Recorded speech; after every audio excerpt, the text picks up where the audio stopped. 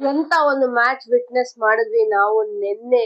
Nadeem the clerk ಹೆಸರು ಜ್ಞಾಪಕ ಇರ್ಲಿ ನಿಮ್ಗೆ, ಯಾವ ತರ ಒಂದು ಪರ್ಫಾರ್ಮೆನ್ಸ್ ಮಾಡಿದ್ದಾರೆ ಅವರು. ಸಿಂಗಲ್ ಹ್ಯಾಂಡೆಡ್ಲಿ ಆರ್ ಸಿ ಬಿಗೆ ಆ ಗೆಲುವನ್ನ ತಂದ್ಕೊಟ್ಟಿದ್ದು. ಒಂದು ಹಂತದಲ್ಲಿ ಇನ್ನೇನಪ್ಪ ಮ್ಯಾಚ್ ಇಲ್ಲಿಂದ ಹೆಂಗ್ ಗೆಲ್ಲೋದು ಅಂದಾಗ ಕಾದ್ರು, ಟೈಮ್ ತಗೊಂಡ್ರು. ಅದಾದ್ಮೇಲೆ ಎಂಡ್ ಅಲ್ಲಿ 18 ರನ್ ಬೇಕಾಗಿತ್ತು ಲಾಸ್ಟ್ ಓವರ್ ಅಲ್ಲಿ. ಮೊದಲನೇ 2 ಬಾಲ್ ಡಾಟ್ ಬಾಲ್ ಆದ್ರೂ ಕಾನ್ಫಿಡೆನ್ಸ್ ಇತ್ತು ಅವರಿಗೆ. ನಿಮ್ಗೆ ಜ್ಞಾಪಕ ಇದ್ರೆ India south Africa world cup match ಅಲ್ಲೂ ಕೂಡ ಇದೇ ತರ ಒಂದು ಇನ್ನಿಂಗ್ಸ್ ಆಡಿ ಮ್ಯಾಚ್ ಗೆಲ್ಸ್ತಾರೆ ಸೌತ್ ಆಫ್ರಿಕಾಗೆ. ಅದನ್ನ ರೆಪ್ಲಿಕೇಟ್ ಮಾಡ್ತಾ ಇರೋದು, ಒಂದು ಅಭ್ಯಾಸ ಮಾಡ್ಕೊಂಡಿದ್ದಾರೆ.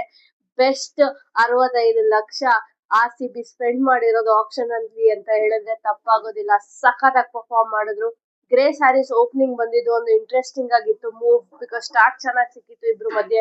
ಬಟ್ ಅದಾದ್ಮೇಲೆ ಮಿಡಲ್ ಆರ್ಡರ್ ಅಲ್ಲಿ ಸ್ವಲ್ಪ ವೀಕ್ನೆಸ್ ಕಾಣಿಸ್ತಾ ಇರೋದನ್ನ ಯಾವ ತರ ರೆಕ್ಟಿಫೈ ಮಾಡ್ತಾರೆ. ಒಂದು ಅಡಿಷನಲ್ ಬ್ಯಾಟ್ ಪ್ರಾಬಬ್ಲಿ ಬೇಕಾಗುತ್ತೆ ಆರ್ ಸಿ ಬಿಗೆ ಮುಂದೆ ಹೋಗ್ತಾ.